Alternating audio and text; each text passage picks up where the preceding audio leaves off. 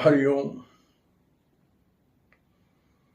सादर जय जिनेन्द्र, जय परमेष्टि भगवान।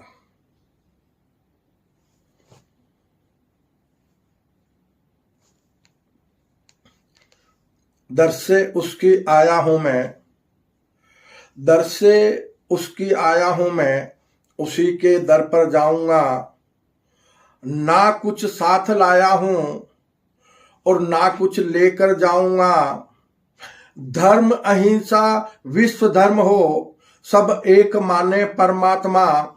एक ही नाम रहे दिव्य महाशक्ति का, एक ही नाम रहे दिव्य महाशक्ति का। वो नाम तुम्हें दे जाऊंगा। सच बंधुओं, मैं खाली हाथ आया हूं, खाली हाथ चला जाऊंगा, खाली हाथ चला जाऊंगा।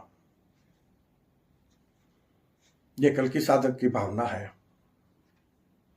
और कल की ज्ञान सागर कहता है कि राम रहीम ईसा गुरु नानक, राम रहीम ईसा गुरु नानक, लेते हैं हम सबका नाम। हिंदू मुस्लिम सिख ईसाई, जन जन को देंगे पैगाम। जाति धर्म संप्रदायवाद के नाम पर, जाति धर्म संप्रदायवाद के नाम पर मानव धर्म और ना हो बदनाम। हम सबका स्वामी एक है, जो चाहो ले लो उसका नाम, जो चाहो ले लो उसका नाम।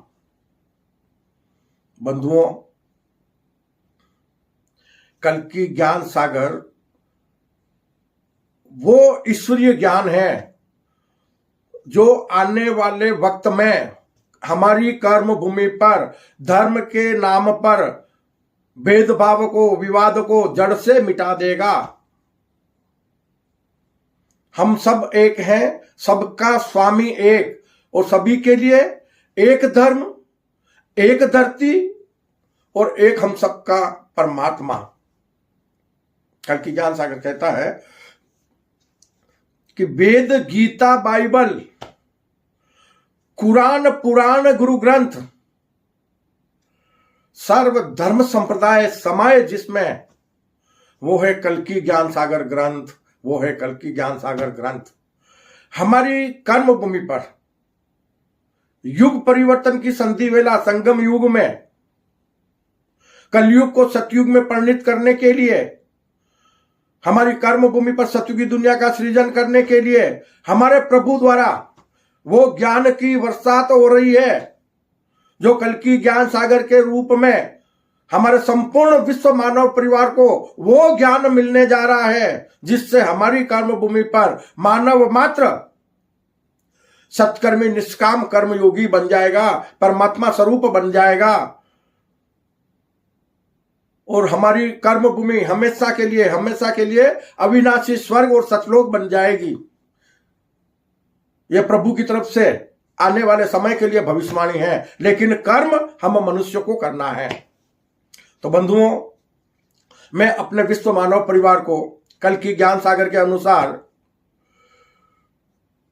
ब्रह्म, अध्यात्म और कर्म रूपी आध्यात्मिक ज्ञान की बातें बताने से पहले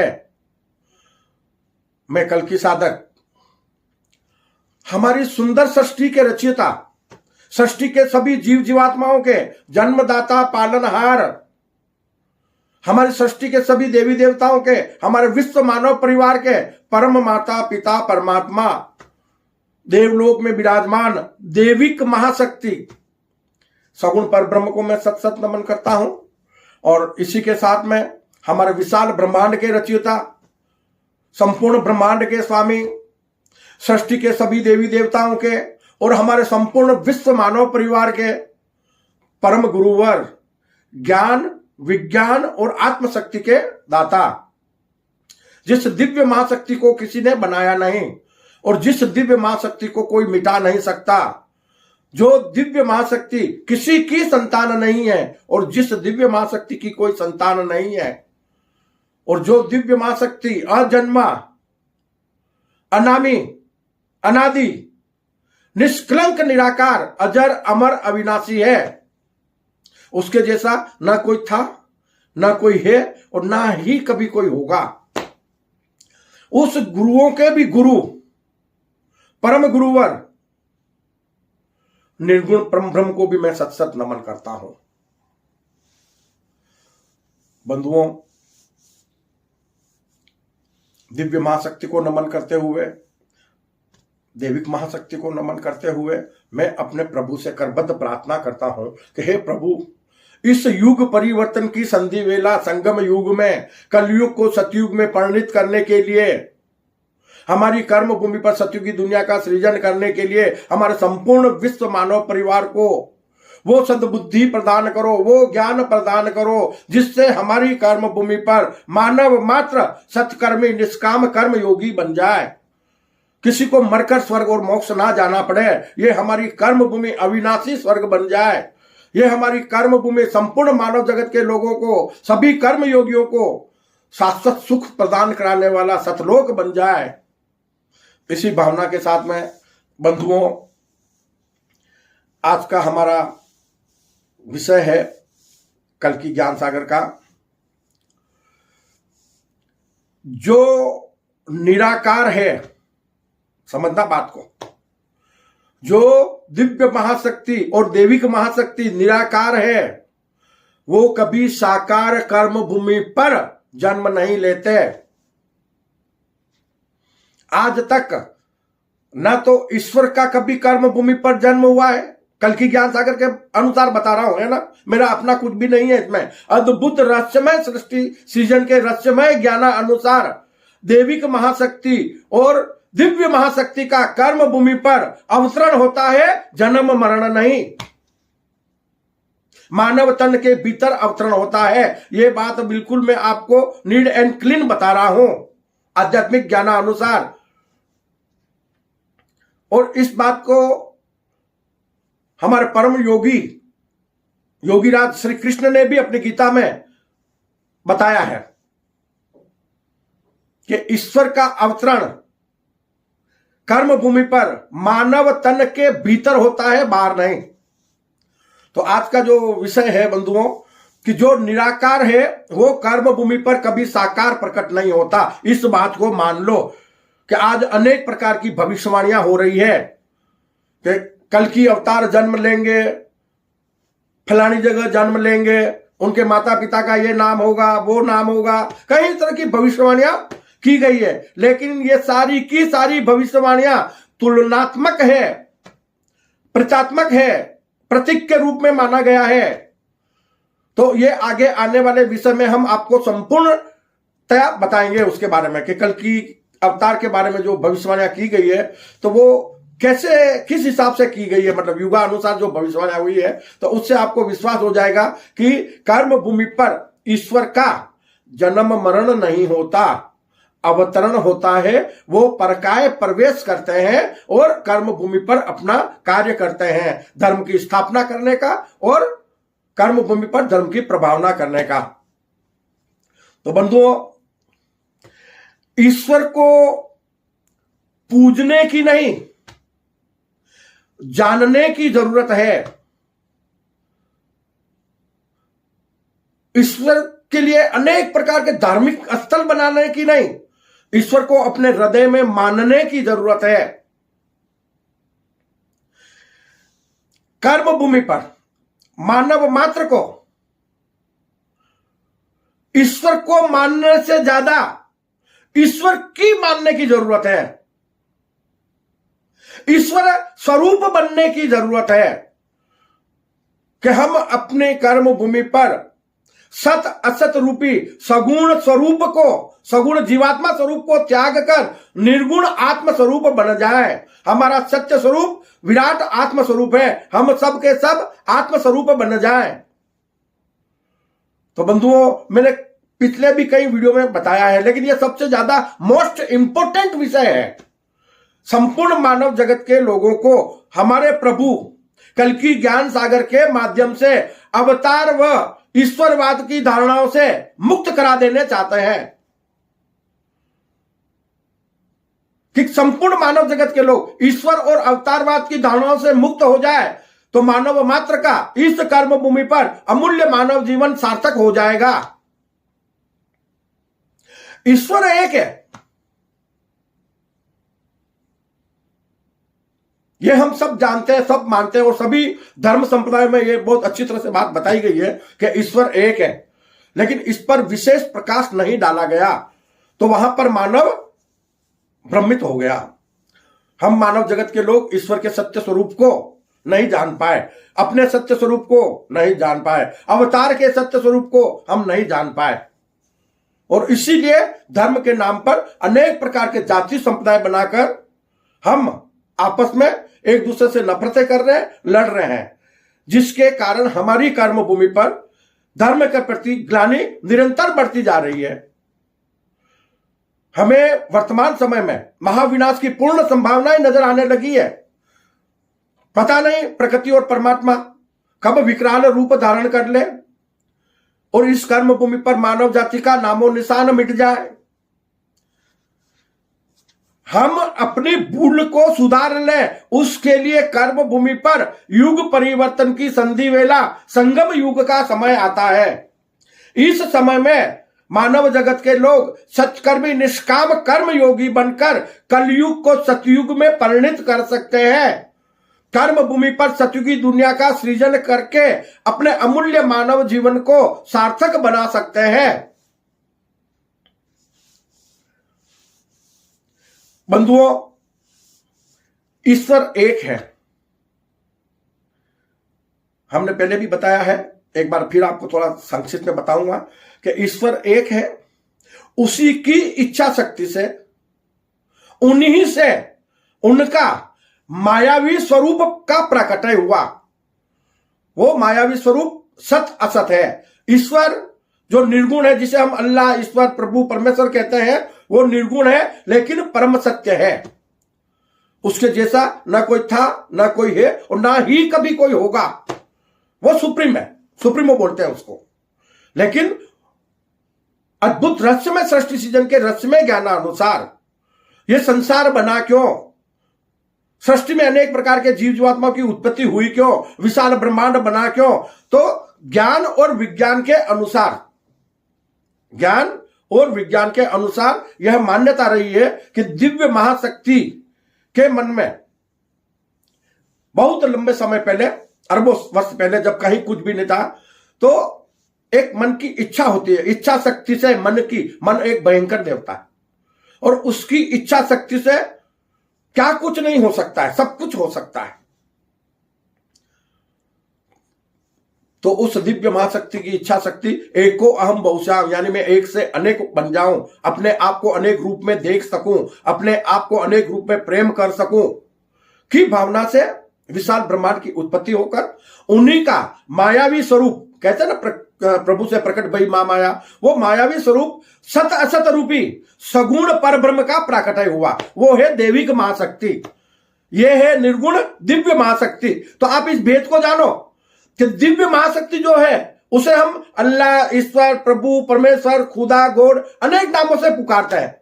वो अपने आप में एक ही है, एक ही रहेगा, क्योंकि वो आत्मस्वरूप है और आत्मस्वरूपता में एक है।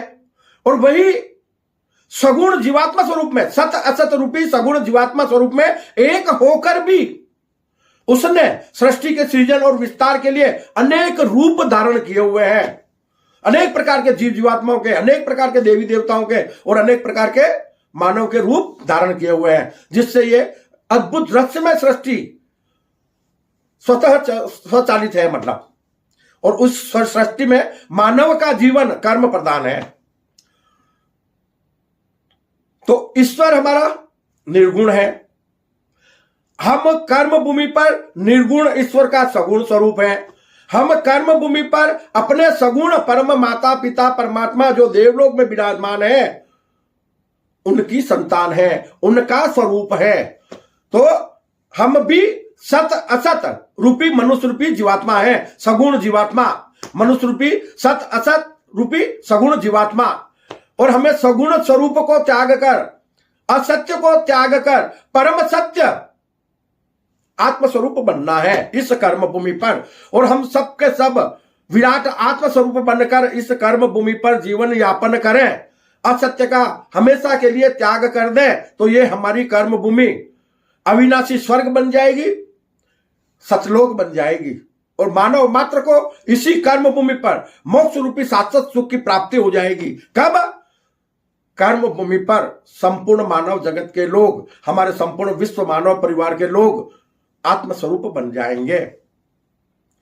सारी तकलीफें ये देह भाव की है, जबकि हम देह है ही नहीं, हम शरीर नहीं है। हमारा सत्य स्वरूप हम लगाते हैं मैं, तो वर्तमान समय में हम सब लोग जो मैं लगा रहे हैं वो इस भौतिक शरीर के लिए लगा रहे हैं, मायावी स्वरूप के लिए लगा रहे हैं। अगर हम ये समझ लें कि इस मायावी स्वरूप को हम आत्म स्वरूप बना दें, तब तो मैं लगाना सार्थक है कि मैं आत्मा हूं, और सबको हम एक समान रूप से, एक दृष्टि से कि जो मैं हूं वही ये सब है, मुझ में और सामने वालों में कोई फर्क नहीं है, भेद मिट जाए। ये अद्भुत रहस्यमय सृष्टि सृजन का रहस्यमय ज्ञान है। तो प्रभु संपूर्ण मानव जगत के लोगों से कहते हैं, हमने पहले भी आपको बताया है कि ना ही आसमान में है घर बार मेरा, ना ही आसमान में है घर दरबार मेरा, और ना ही कभी जमीन पर उतरता हूं। मतलब मैं कभी जन्म मरण मेरा नहीं होता कर्म भूमि पर। यह प्रभु कह रहे हैं कल की ज्ञान सागर के माध्यम से कि ना ही आसमान में है दरबार मेरा, और ना ही कभी जमीन पर उतरता हूं, रूह बनकर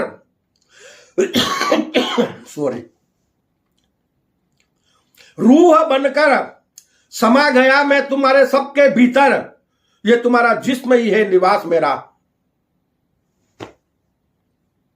अगर ढूंढ सकते हो, पाना चाहते हो, तो फिर अपने भीतर जाओ, बाहर भागना बंद कर दो। जब तक तुम मुझे बाहर ढूंढोगे मैं कहीं मिलने वाला नहीं हूं।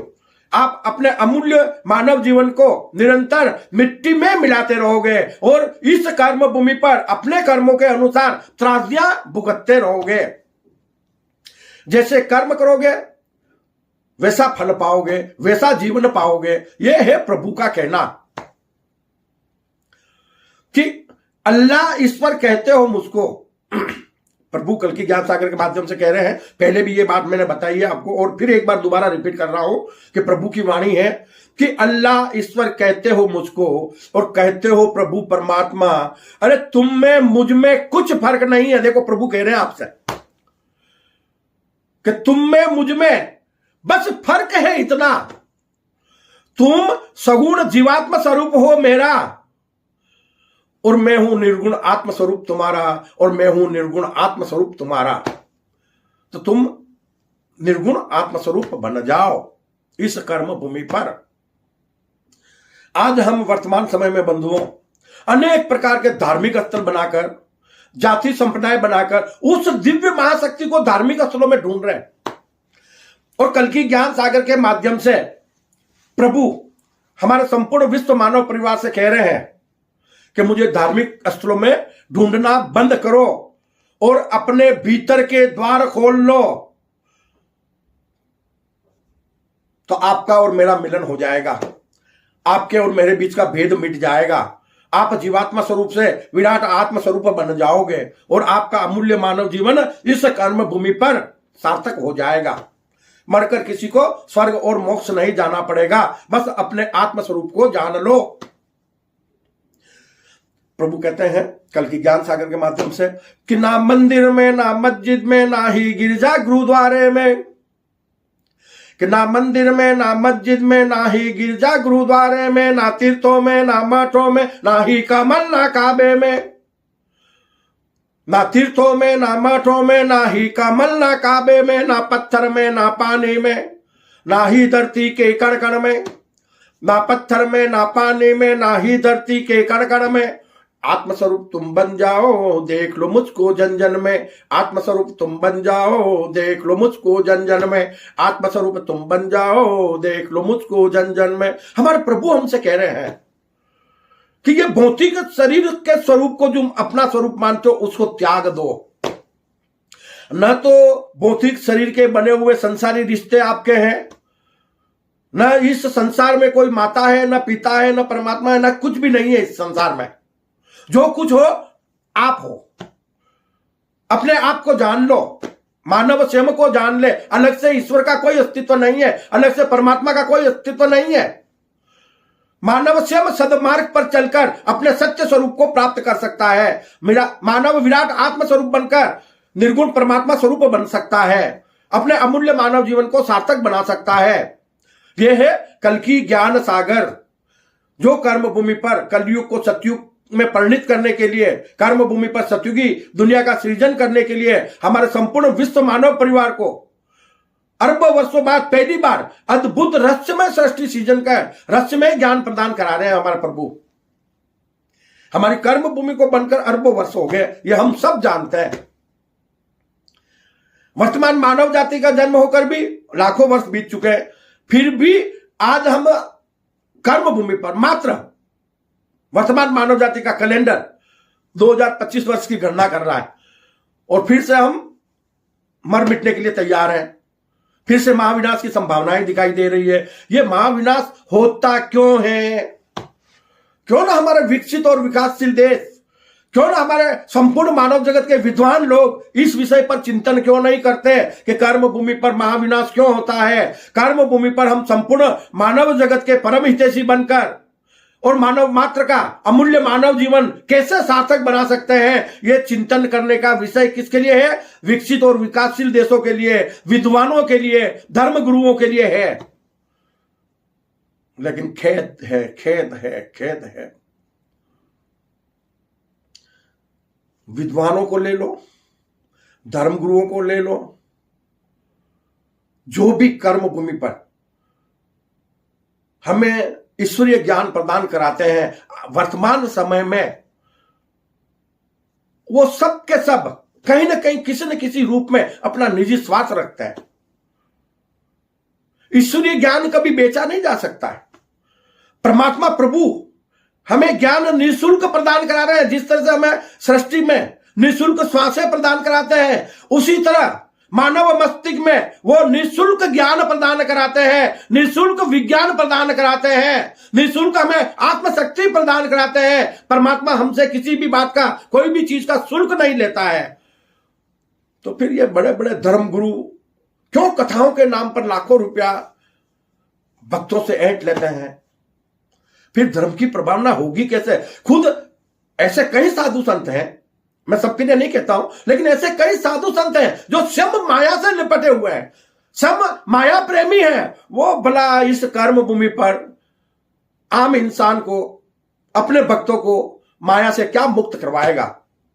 ये चिंतन करने का विषय है। इसीलिए हमारी कर्म भूमि पर पाप का बोझ बढ़ता जा रहा है। अब विकसित और विकासशील देश वो सब अपना अपना मतलब रखते हैं, वो सब धरती का मालिक बनना चाहते हैं, वो सब पूरी धरती पे अपना साम्राज्य चाहते हैं। तो ये प्रभु ने कब कहा कि तुम धरती के मालिक बन जाओ? बंधुओं, आज का मानव विकसित और विकासशील देश चाहे जितने हथियार बना ले, क्योंकि आज हथियारों की होड़ लगी हुई है, हम खुद देख रहे हैं इस बात को। एक बार चिंतन कर ले सभी विकसित और विकासशील देश कि क्या वो अपने हथियारों से प्रकृति और परमात्मा से लड़ सकते हैं क्या? वो अपने हथियारों से प्रकृति और परमात्मा की मार से बच सकते हैं क्या? अपनी रक्षा कर सकते हैं क्या? जब भूकंप आएगा, आंधी आएगा, तूफान आएगा, क्या उसे अपने हथियारों से रोक सकते हैं? यह चिंतन करने का विषय है। और यह खाली चिंतन नहीं है, आप अपनी आंखों से वर्तमान समय में देख रहे हैं। बरसात तो खुशहाली के लिए आती है ना, और वर्तमान में देखो कि बारिश तो भरपूर हो रही है लेकिन तबाही मचा रही है। देख रहे हो ना, आंखों से दिखाई दे रहा है ना।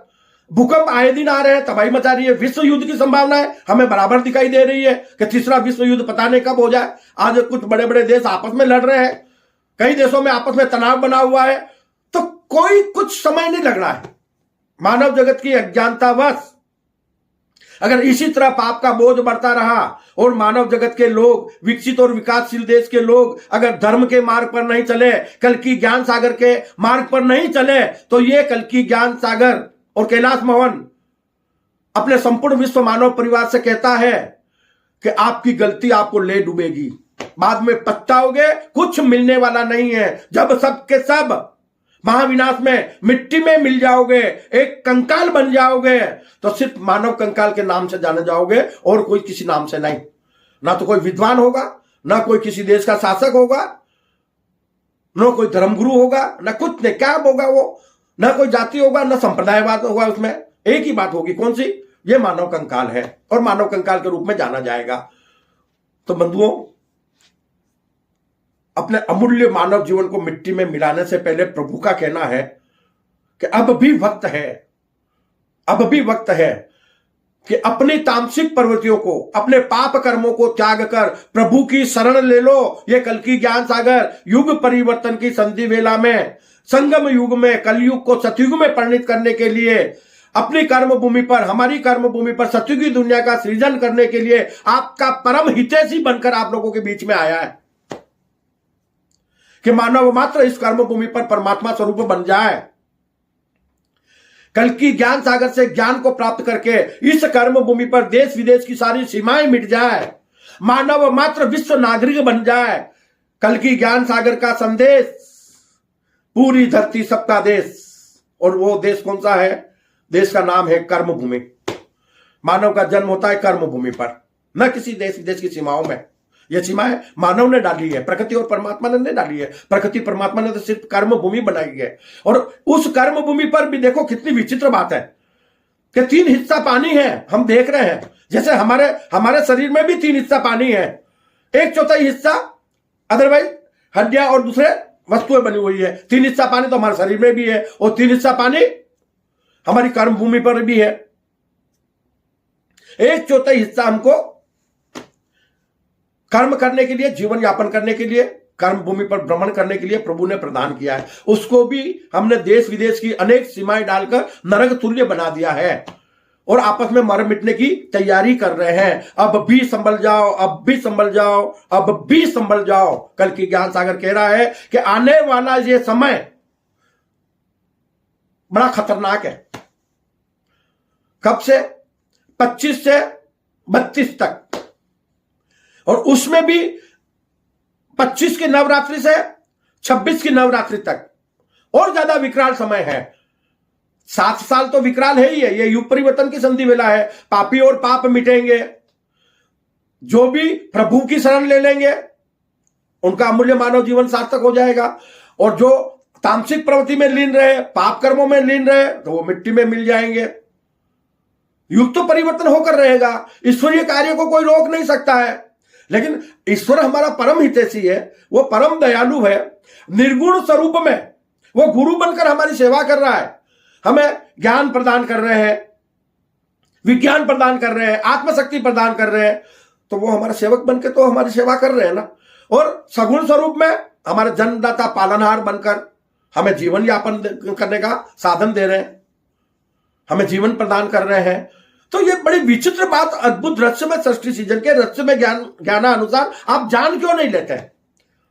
इस ज्ञान को ग्रहण कर लो जो कल की ज्ञान सागर आपको बता रहा है। ईश्वर को अलग से पूजने की कोई जरूरत नहीं है, अलग से ईश्वर का कोई अस्तित्व नहीं है। आप ही ईश्वर का सत्य स्वरूप हो, आत्मस्वरूपता में। एक बार फिर आपको 4 लाइनें बताऊंगा कि मन की इच्छा शक्ति ने कैसे दुनिया बन गई और क्या घटना घटी अरबों वर्ष पहले। ये एक बार फिर सुन लो 4 लाइनों में कि मन की इच्छा शक्ति ने निर्गुण निष्कलंक निराकार को भी सगुण साकार बना दिया। एक परम सत्य परम ब्रह्म को भी सत असत बना दिया। और सत असत के इस रहस्यमय खेल में समझना, बात गहरी है बहुत। दुनिया तो पल में बन गई, लेकिन इस दुनिया में से निकलना कैसे है कि सत असत के इस रहस्यमय खेल में खुद ही खुद से हो गए जुदा, तो दूसरा कौन है यहां? प्रभु ने मुझे अंतःप्रेरणा से ये बात बताई है, और जो मैं आपको एक काव्य के रूप में बता रहा हूं ना,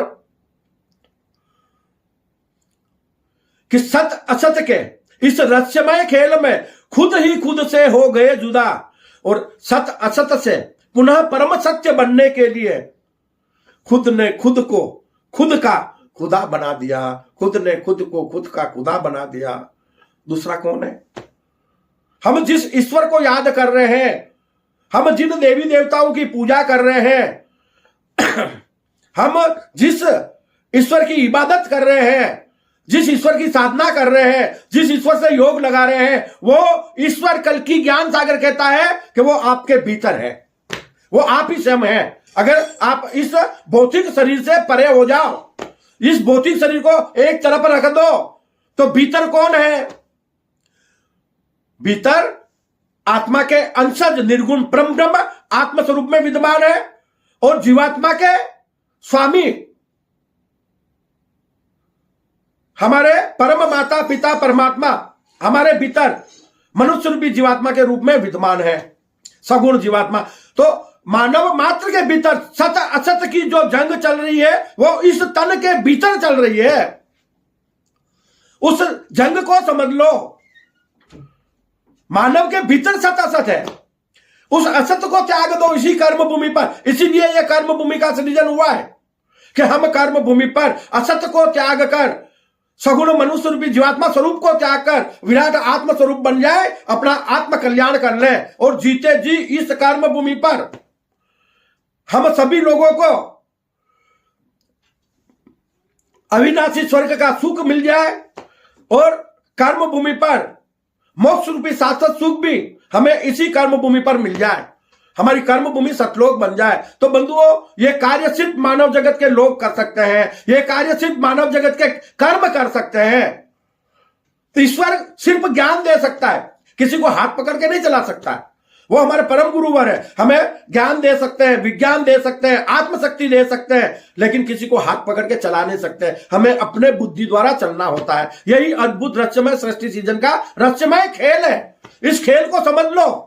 कल्कि ज्ञान सागर बार बार हर बात आपके सामने वापस दोहरा रहा है। मतलब यूं कि किसी तरह हमारे विश्व मानव परिवार के लोग अपने ईश्वर के सत्य स्वरूप को जान ले, देविक महाशक्ति के सत्य स्वरूप को जान ले, और स्वयं के सत्य स्वरूप को जान ले, और इस कर्म भूमि पर अपने सत्य स्वरूप को प्राप्त कर ले, सत्यवादी बन जाए, और इस कर्म भूमि पर सत्यमेव जयते का डंका बज जाए, तो यह कर्म भूमि अविनाशी स्वर्ग बन जाएगी, सतलोक बन जाएगी। तो बंधुओं, हमें ईश्वर को मानने से ज्यादा ईश्वर की मानने की जरूरत है, ईश्वर द्वारा दिए गए ज्ञान की जरूरत है हमें। हम उस ज्ञान मार्ग पर चले। हम ईश्वर को खूब मानते हैं, मंदिर मस्जिद चर्च गुरुद्वारे कहीं बना लिए हमने, बाहर ढूंढ रहे हैं ईश्वर को, अपने भीतर के दरवाजे नहीं खोले हमने। जब हमारे हृदय में दया प्रेम और सेवा के भाव होंगे ही नहीं, तो हमें प्रभु की प्राप्ति होगी कैसे? और यही बात मैं आपको कहता हूं कि धर्म और ईश्वर कभी भी मानव को शैतान बनने का ज्ञान नहीं देता है। और कोई धर्म के नाम पर शैतान का काम कर रहे हैं तो वो साक्षात राक्षस कौम के इंसान है। वो मानव के रूप में दानव है कर्म भूमि पर, इसमें कोई दो राय नहीं है, कोई दो राय नहीं है। और उनके कर्मों की सजा उनको भुगतनी पड़ेगी। वो कितने भी बड़े ताकतवर समझे अपने आप को, मिट्टी में मिल जाएंगे। जो भी पाप कर्म कर रहे हैं बच नहीं पाएंगे। पाप कर्म करने वाला कभी भी बच नहीं पाएगा, क्योंकि वो बहुत बड़ा न्यायाधीश है। और जैसे कर्म करोगे वैसा फल पाओगे। तो बंधुओं, अब भी वक्त है कि हम कल्कि ज्ञान सागर के माध्यम से अपने ईश्वर के सत्य स्वरूप को, देविक मां शक्ति के सत्य स्वरूप को जान लें, स्वयं के सत्य स्वरूप को जान लें। और जानने के लिए यह सिर्फ वीडियो ही नहीं, आपको यहां एक बात और बता दूं कि हमारी वेबसाइट कल्कि ज्ञान सागर की www.kalkigyansagar.com, आप इस वेबसाइट पर भी जा सकते हैं। आपको लिखित में प्रभु की वाणी वहां भी प्राप्त हो जाएगी।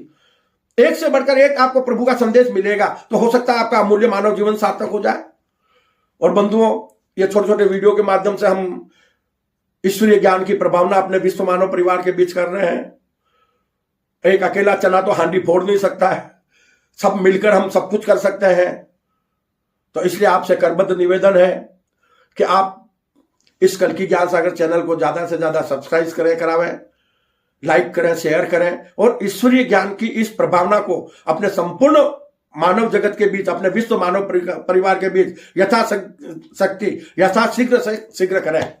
जिससे हमारी कर्मभूमि पर हम कलयुग को सतयुग में परिणित कर सतयुग की दुनिया का सृजन कर सके और मानव मात्र का, अपने विश्व मानव परिवार के सभी लोगों का अमूल्य मानव जीवन हम सार्थक बना सके। इसी भावना से बंधुओं, अपने संपूर्ण विश्व मानव परिवार के लिए कल्याण की भावना रखते हुए मैं अपनी वाणी को विश्राम देता हूं। जय अहिंसा, ओम विश्व शांति, सत्यमेव जयते, सत्यमेव जयते, सत्यमेव जयते।